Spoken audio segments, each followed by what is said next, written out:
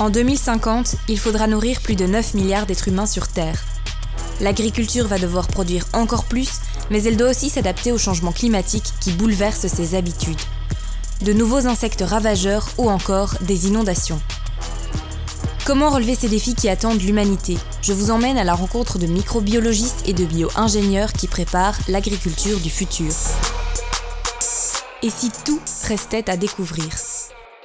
Avec l'accroissement de la population et le réchauffement climatique, l'agriculture doit faire face à des défis énormes. Il va falloir produire plus et mieux, c'est-à-dire dans des conditions plus durables. Et si je vous disais que les petites billes que je tiens dans ma main font peut-être partie de la solution, qu'elles sont peut-être révolutionnaires pour l'agriculture? Elles ont été mises au point par des chercheurs en microbiologie de l'UC Louvain. Et je peux vous dire qu'ici, l'agriculture durable est prise très au sérieux. Je vous emmène à la rencontre du professeur Stéphane Declercq qui va nous expliquer un petit peu plus en quoi consistent ces petites billes. Bonjour Laure. Bonjour Stéphane. Alors, est-ce que tu peux nous en dire un peu plus sur ces petites billes? Alors ces petites billes, en fait, ce sont des petites structures qu'on a créées au laboratoire et à l'intérieur desquelles on va avoir des micro-organismes. Alors il faut savoir que ces organismes ont la particularité d'aider le développement des plantes. Donc lorsqu'on applique ces champignons-là aux plantes, eh bien, elles vont avoir une croissance qui va être améliorée. Elles vont être également plus résistantes à un certain nombre de stress. Et concrètement, comment on va utiliser ces petites billes sur le terrain? Alors concrètement, ce qu'on va faire, c'est qu'on va isoler ces micro-organismes. On va les identifier, on va les reproduire en masse et on va les mettre dans ces petites capsules. Et ensuite, ces petites capsules, eh bien, on va les utiliser sur le terrain, par exemple avec des semoirs, sur des tracteurs. Et donc, on a un très grand spécialiste ici de la vie du sol qui s'appelle Hugues Fallus. Et donc, on va avoir le plaisir de pouvoir le rencontrer, qui nous parle un petit peu de l'importance de tous ces micro-organismes, de tous ces organismes qui se développent dans le sol. Alors spécialiste, je ne sais pas, mais en tout cas la vie du sol m'intéresse beaucoup dans mon métier d'agronome et d'exploitant agricole. Dans le sol se passe énormément de choses. Il y a une vie qui est extraordinaire, on n'en connaît encore que 5%. Mais en tout cas, cette vie du sol permet de nourrir nos plantes. Ici, on peut voir des légumineuses avec notamment des nodosités dans lesquelles se trouvent des bactéries qui sont capables d'utiliser l'azote de l'air et d'en donner un peu aux plantes. Donc c'est l'exemple le plus facile à voir, à observer dans nos champs de symbiose en fait entre la vie du sol et nos plantes. Dans cet échantillon vivent des milliers de micro-organismes différents. Le travail des scientifiques, c'est donc de partir à leur découverte. Alors Stéphane, nous sommes sortis des champs et nous arrivons maintenant à l'université. Quelles sont les prochaines étapes dans ton laboratoire? À partir du sol qu'on a prélevé, on va tamiser ce sol, on va isoler les champignons qui se trouvent à l'intérieur du sol, on va les identifier. Et une fois qu'on aura identifié les différents champignons, on va les tester sur les plantes, voir les champignons qui sont les plus efficaces pour ensuite les utiliser et retourner au champ pour améliorer la croissance des plantes.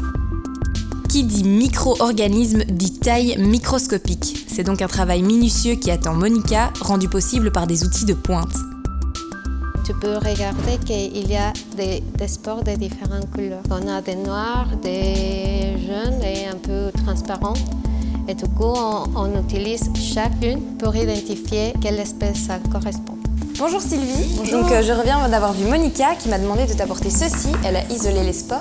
Donc maintenant, c'est quoi la prochaine étape? Eh bien, je vais prendre cette spore et je vais la réassocier à une nouvelle plante afin de permettre au champignon de refaire son cycle de vie et de produire des nouvelles spores. De cette façon, on aura isolé une souche pure ou une espèce pure et on pourra alors l'identifier et réutiliser les nouvelles spores produites pour les expériences au champ ou en laboratoire.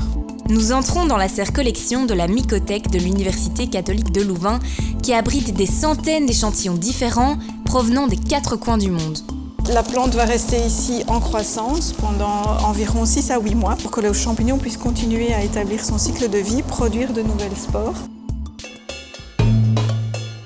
Pour comprendre les interactions entre les champignons et les plantes, les chercheurs font de la culture in vitro.